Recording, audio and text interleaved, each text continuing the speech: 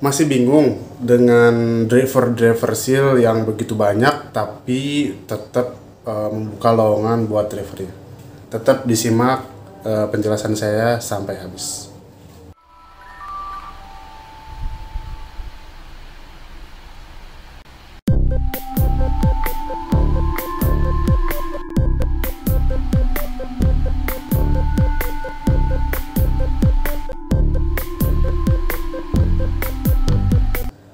Oke, terima kasih teman-teman yang udah setia di channel ini.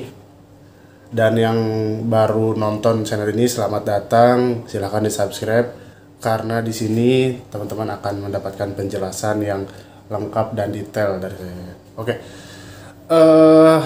Mungkin di luar sana masih banyak teman-teman ya yang berpikir kayak, kok di sini dibuka terus lowongannya, apakah nggak cukup atau memang kayak gimana? Terus unitnya kan banyak di mana-mana.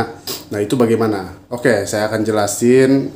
Ini sepengetahuan saya ya. Kalau misalnya memang teman-teman punya jawaban lain, ya nggak apa-apa, di kolom komentar nggak apa-apa.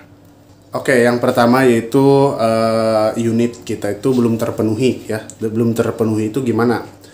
Nih, di unit kita itu di seal ini unitnya totalnya ada 5.000 lebih ya. Ada 5.000 unit lebih. Nah, untuk drivernya sendiri itu sekitar 2.500-an ya yang aktif ya, yang aktif.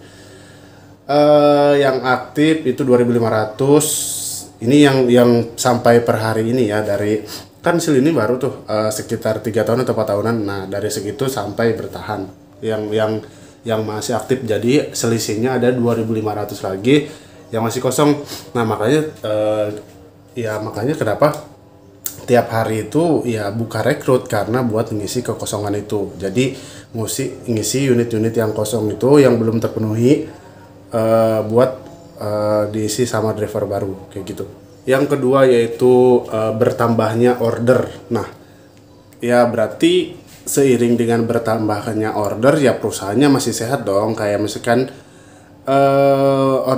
order itu selalu nambah, dan maksudnya nambah itu kayak mungkin dari banyaknya semakin banyak, atau project-project baru bermunculan ya.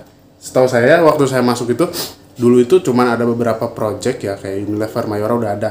Tapi sekarang udah ada Softtek itu, yang terbaru lagi ada Coca-Cola dan lain sebagainya.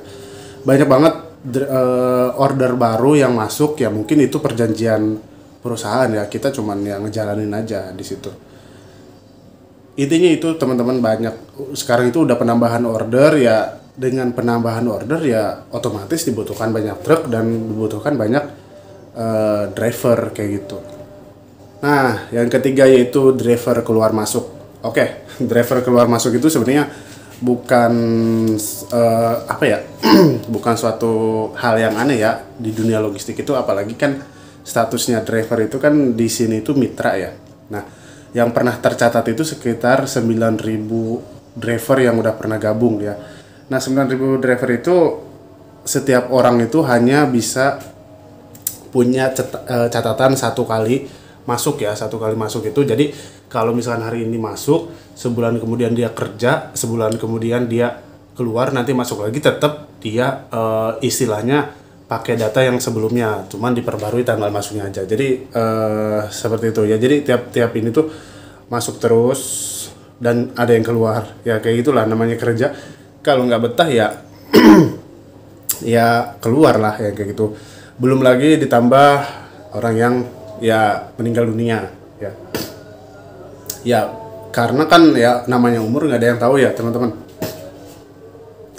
Ketika dia narik meninggal dunia atau entah apapun itu ya, entah karena dia kecelakaan atau memang karena udah umurnya, ya ada unit kosong yang harus diisi.